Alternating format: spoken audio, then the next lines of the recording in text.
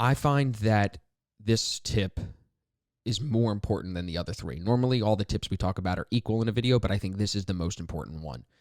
It's that women are more conscious of risk, meaning they're more aware of risk, so they're not so willy-nilly with their money, willy-nilly, like gambling, throwing it around, not with, treating it like monopoly money, so to speak. Yeah. I think this has everything to do with women just naturally having that nurture instinct in them. What do you mean by that? Like, women are obviously meant to be mothers. Not all women. I'm not saying if you're a woman you have to have a kid, God forbid, but women have the natural nurturing characteristics in them. So naturally, what does that mean? You're looking out for your young. You're assessing risk all the time when it comes to your baby because you don't want anything to happen to it.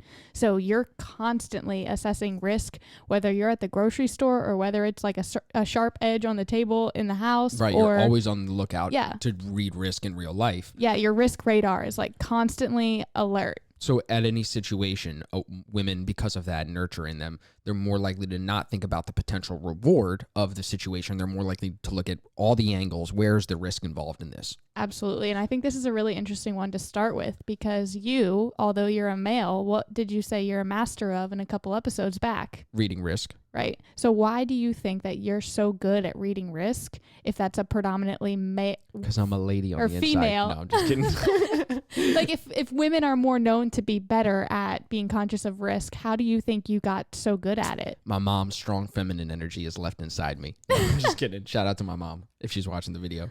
I'm really good to, maybe this is a masculine quality, you'll have to tell me, at like, I see something, I decide I want to do it, we do it.